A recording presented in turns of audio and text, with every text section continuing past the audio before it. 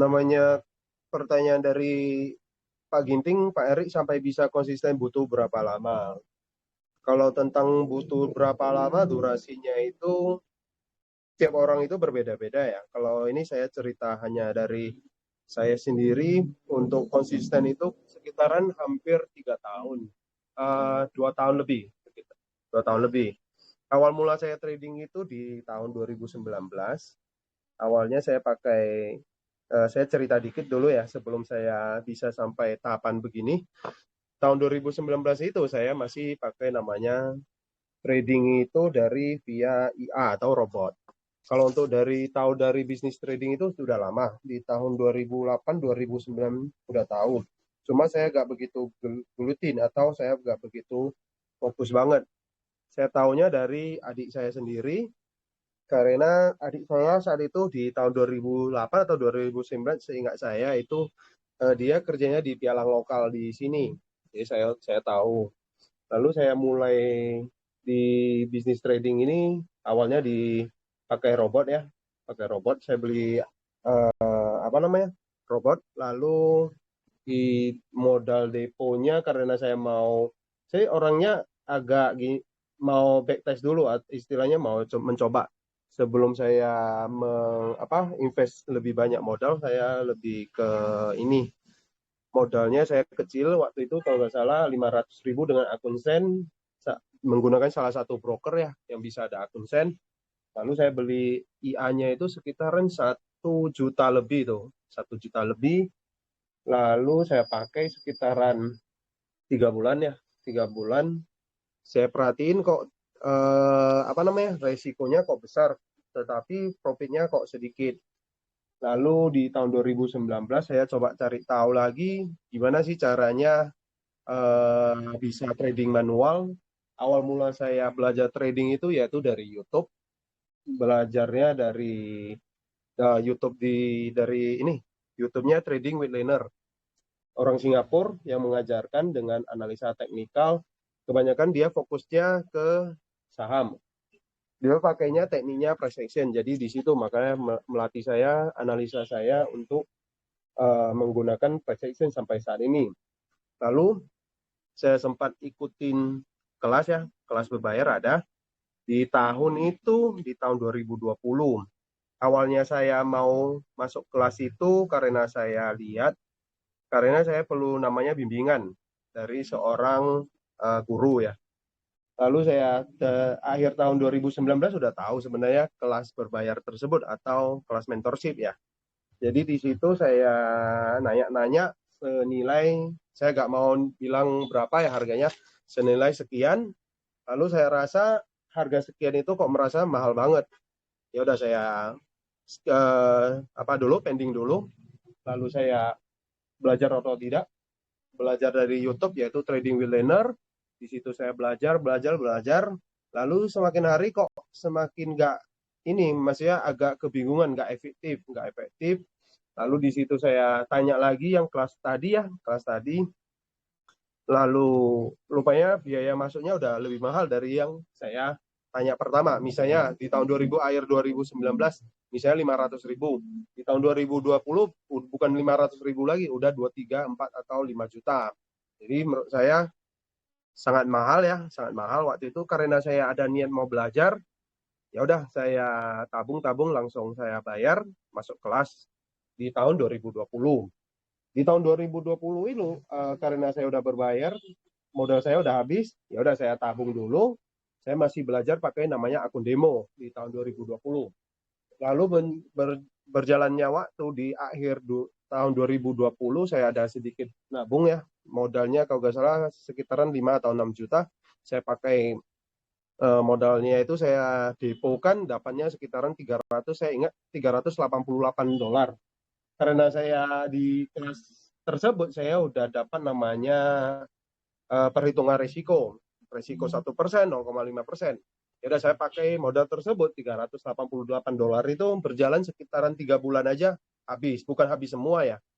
Maksudnya habisnya itu nggak grow, nggak bertambah, tetapi berkurang karena saya pakainya risiko 1%, modal $388 itu saya pakainya 30 pip SL atau 40 pip, saya bukanya 0,01. Jadi saya paksa banget sekitaran 30-40 pip saya entry. Saya belum ada trading plan yang 1:3 ya.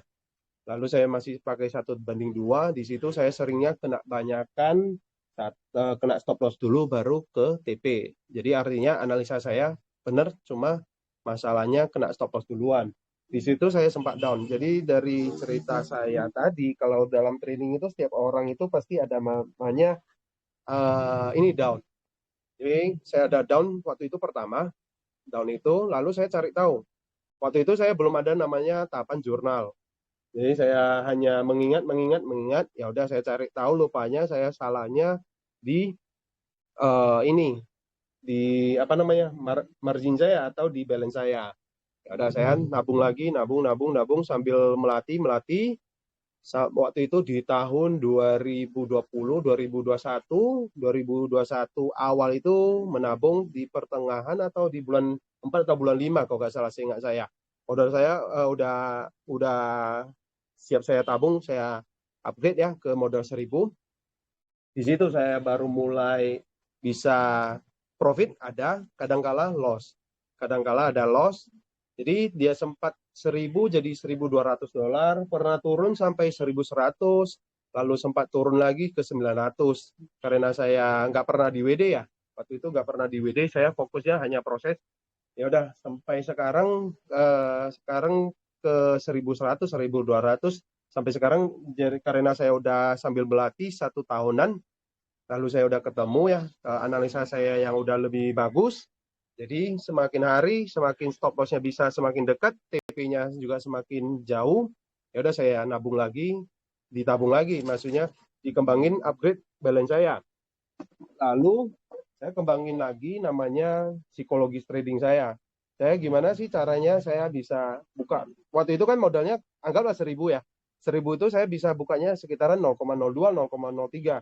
Jadi saya cari tahu, saya orangnya agak penasaran. Gimana sih bisa bisa bukan dari 0,01 itu bisa banyak profitnya. Nah, di situ saya coba cari tahu, makanya ketemu yang namanya swing setup. Swing trade. Ya udah di situ saya rasa cocok, bisa grow akun saya, ya udah saya terapin sampai saat ini ya. Lalu berjalan waktu di akhir tahun 2021 ya, saya sempat share itu kalau nggak salah di grup FX Station itu udah ada ya. Kalau nggak salah seingat saya di bulan 11 atau bulan 10 itu grupnya FX Station bareng sama Pak Jevi dengan Bu Maria, bertiga kita. Jadi seiringnya waktu saya banyak share setup, sering banyak analisa, latihan, seiring waktu kan semakin bagus. Psikologi saya terbangun. Jadi untuk konsistensi itu, yang namanya hal konsisten itu harus harus namanya disiplin. Satu, disiplin saya menggunakan trading plan. Awalnya saya awal-awal ya di tahun 2020 itu saya pakai risiko 1%. Sampai sekarang juga maksimal masih 1%. Lalu perbedaannya saya balance-nya udah berbeda. Balance saya dulu di tahun 2020 itu di tahun 2020 akhir ya $380. Lalu di tahun 2021 saya udah $1.000-an ya, 1.000 lebih, anggap 1.000. Nah, saya bukannya bisa sampai 0,03, bisa close partial, saya udah menemukan sistem yang saya cocok dengan saya, yaitu swing trade. Di situ akun saya bisa growth atau berkembang ya. Lalu saya menggunakan teknik saya itu secara konsisten, yaitu disiplin satu teknik, price action yang saya kembangin. Lalu saya tetap selalu jurnal untuk mereview kembali apa yang saya lakuin, tradingnya itu salah, benar, atau cocok, atau apa yang kurang. Nah, di situ seiring waktu bisa membangun namanya psikologis trading. Lalu di awal saya down itu di tahun 2020 akhir ya, sempat lagi saya down itu di 2021. Di 2021 itu Desember. Nah, kenapa saya down? Walaupun analisa saya udah merasa bagus, saya kenanya namanya istilahnya overconfident atau terlalu pede di market. Apakah saya loss-nya banyak? Enggak. Saya saat itu di bulan 12 itu saya hanya loss sekitaran 2,8 atau anggaplah 3%. Tetapi saya terlalu namanya pede di dalam market. Saya pakainya buy limit ya. Saya pakai pendingan order buy limit saat itu saya udah terlampir ya di grup itu, di grup FX Station namanya pair GBP Jepang Yen sama CAD JPY. Saya awal entry di pertengahan Desember profit. Lalu menjelang di akhir tahun ya, karena Natal itu marketnya udah slow, udah pelan. Salahnya saya timingnya satu salah, kedua saya pakai pending order, saya tinggalin. Saya stop lossnya waktu itu saya buat lumayan lebar, sekitaran 40 pips. Nah, lalu saya buatnya masing-masing 2 layer, hampir itu saya siap lossnya 4%. Tapi saya di bulan itu, di bulan 12 itu saya hitungannya net nggak ada profit, minus hampir 3%. Kenanya saya mental itu, saya waktu memperhatiin chart di bulan satunya, itu udah kena stop loss, saya cek lagi di bulan satu yang lupanya bergeraknya sesuai arah. Itu saya setupnya udah pakai swing trade, udah berbeda. Apa namanya, mental itu, apa namanya, psikologisnya itu dari awal tahun 2020 ya. Di 2020 saya pakai risiko yang 1% kena stop loss, lalu menuju TP itu kan hanya 1/2. Tetapi di akhir tahun 2021 itu saya udah bukan saya pakai 1/2 lagi. Itu saya ingat saya 1/7 ke atas, hampir 1/10.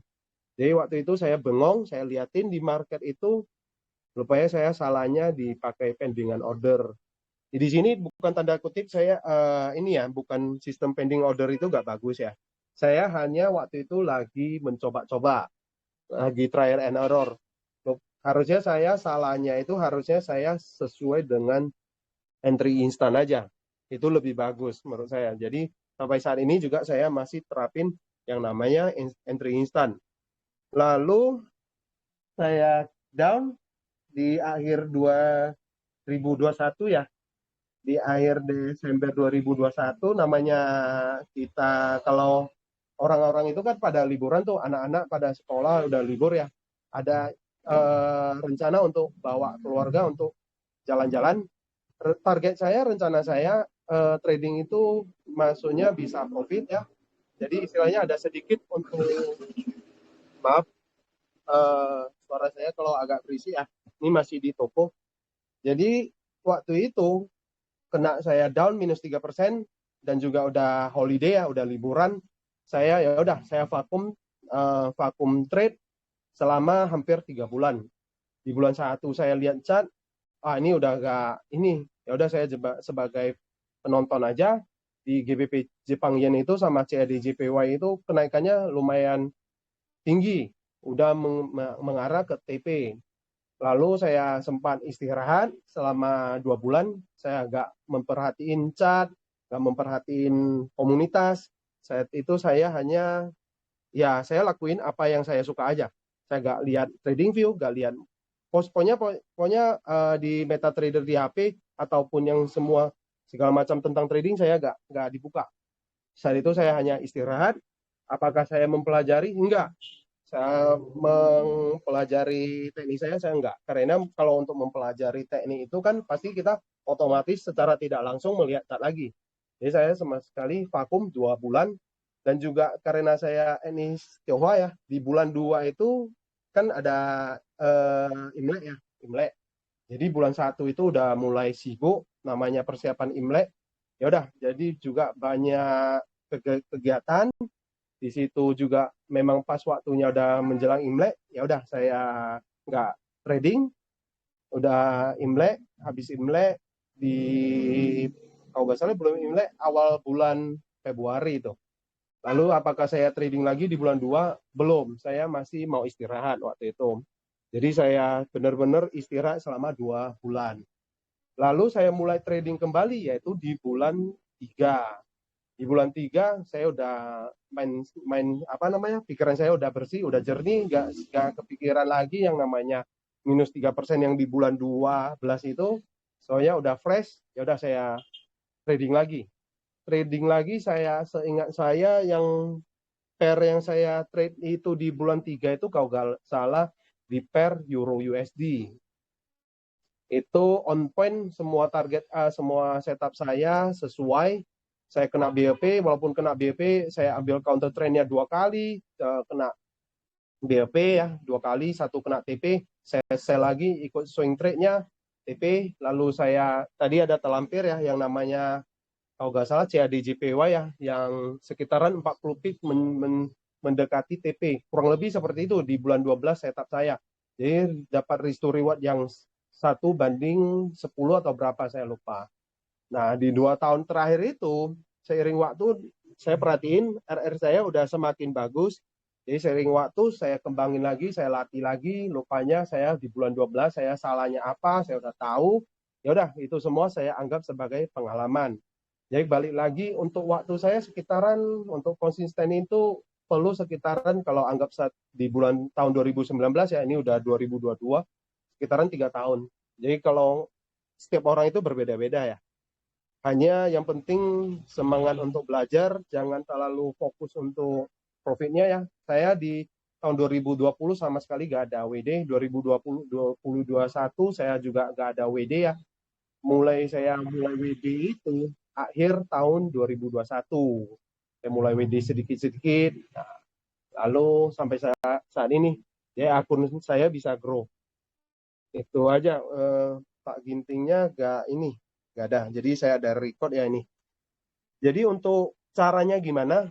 Caranya saya benar-benar nentuin yang namanya trading plan saya yang sangat jelas. Satu, apakah trading saya ini sesuai trading plan saya? Kalau sesuai, saya entry. Kalau nggak sesuai, ya udah saya nggak ambil posisi tersebut. Misalnya teman-teman kalau ikutin live streaming saya semalam ya di YouTube ya tentang GBP Jepang Yen, kalau nggak salah seingat saya ada yang bahas tentang GBP Australian Dollar. Saya mau cari incar sell lagi, lien resell. Teman-teman bisa cek kembali, itu harganya udah turun lumayan.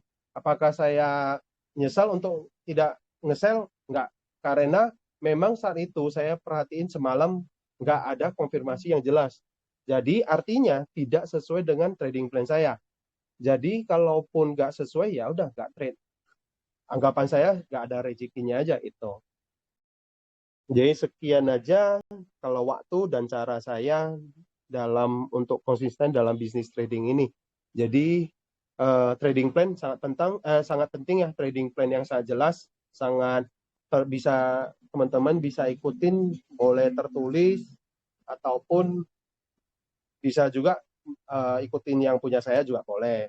Kalau saya sekarang ini pakai trading plan yang kalau nggak ada dapat risk to reward 1:3, saya nggak ada entry lagi. Itu aja. Lalu kalau untuk waktu lebih masing-masing orang itu berbeda. Kalau saya hampir 3 tahun. Oke, itu saja yang mau saya bahas tentang konsisten trading. Untuk pertanyaan dari Pak Ginting, saya stop record dulu. Oke.